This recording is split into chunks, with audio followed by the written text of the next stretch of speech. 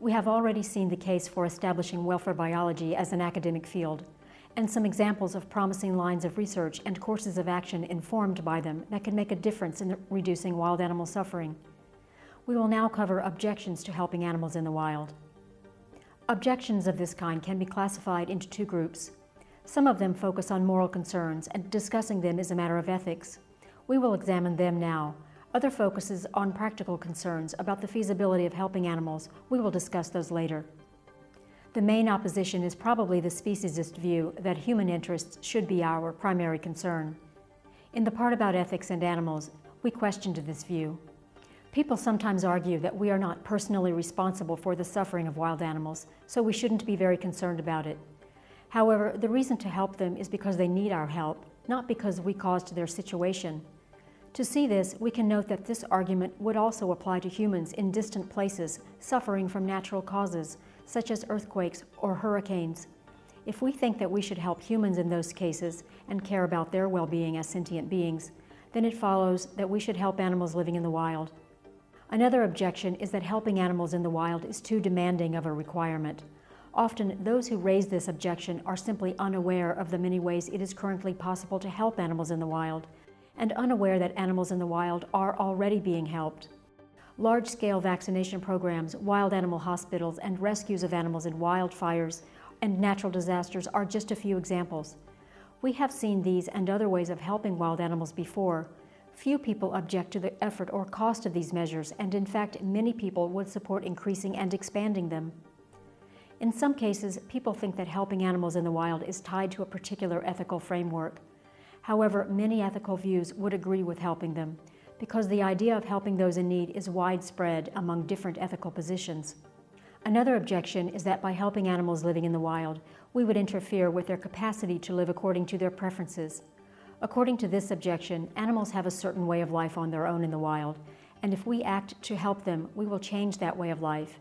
This objection only applies to cases where helping animals involves changing certain aspects of ecosystems. It doesn't apply to providing assistance to a small number of animals.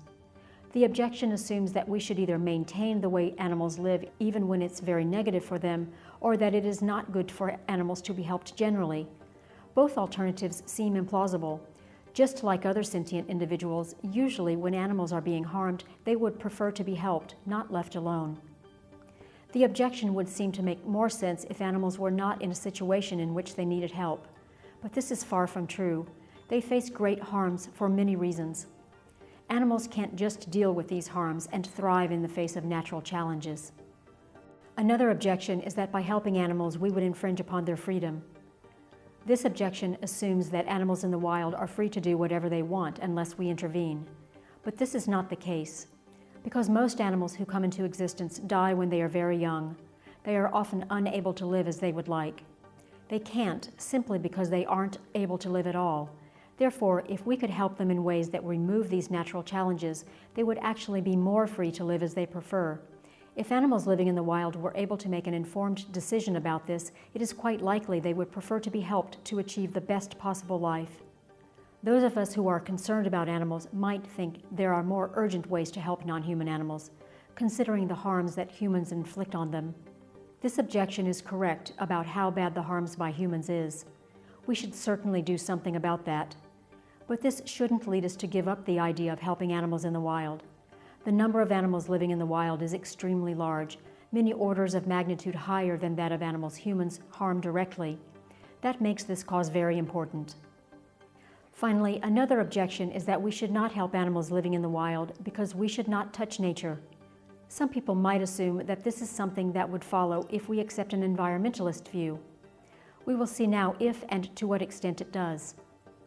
A point that we have seen before is that humans frequently do intervene in nature, so it is not the case that additional action in the wild is corrupting an otherwise untouched place.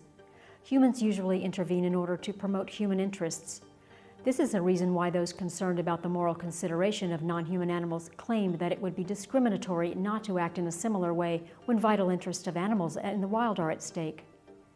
Sometimes humans intervene to conserve certain ecosystems, species, or populations for their own sake, or for the restoration of some previously existing ecosystem. These examples show us that it is not true that environmentalist or conservationist positions oppose intervening in nature. Still, while these views support intervention in nature for ecosystem or species conservation, they would not support it to help animals as individuals. Consider the case of ecocentrism. It might be argued that from this perspective, if what really matters is just that some ecosystems exist, then transforming existing ecosystems into different kinds of ecosystems that contain less animal suffering shouldn't really be a problem. After all, ecosystems will still exist. However, ecocentrists don't think this way. They typically don't mind that old ecosystems were replaced by current ecosystems, and they don't like the prospect that current ecosystems will be replaced by new ecosystems. Instead, they typically value present ecosystems or sometimes ecosystems of the recent past. At any rate, even from this perspective, intervention in the wild to help animals would only be problematic if it significantly transforms ecosystems. Another thing to note is that supporters of ecocentrism are not concerned about ecosystems where there is already a large human presence, such as urban, industrial, suburban, and agricultural settings. These ecosystems have already been radically changed, so there is no objection from this point of view. This is important because these ecosystems cover a very large total area and an immense number of animals live in these areas. The objection that we should not help animals living in the wild on the grounds that we should not touch nature is also held by environmentalists who have a natural-centric focus on the maintenance of wilderness. These views value not ecosystems as such, but the existence of what has resulted from natural processes. According to this view, it might be immoral to help animals in the wild because doing so is not natural, in the sense that it would mean not letting the natural course of things continue. However, this would not happen in urban, industrial, and agricultural ecosystems. There would also be no problem in intervening in ecosystems like forests, grazing areas, and other areas that have been created by human action rather than being the result of untouched nature evolving there. While those areas have a reduced human presence, they are not the result of natural processes, but of human action. Restored ecosystems are similar in this regard. Compared to the ecocentric view, this position could consider it permissible to intervene in an even large number of ecosystems. As for views supporting the preservation of species or biodiversity, they would only oppose those interventions that lead to species extinctions, but not those of any other kind. Finally, let's consider the views of biocentrism. Biocentrism claims we should give moral consideration to all living things. This view implies supporting helping individual animals because it regards them as deserving of moral consideration. So biocentrism would support intervening for some broadly similar reasons to the sentience-focused position.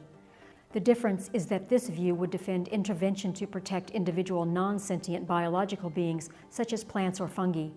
It could have negative consequences for animals if non-sentient living things are protected at the expense of sentient animals. Given all this, we can see that at least some of the most representative objections are much more permissive towards helping wild animals than it may seem at first.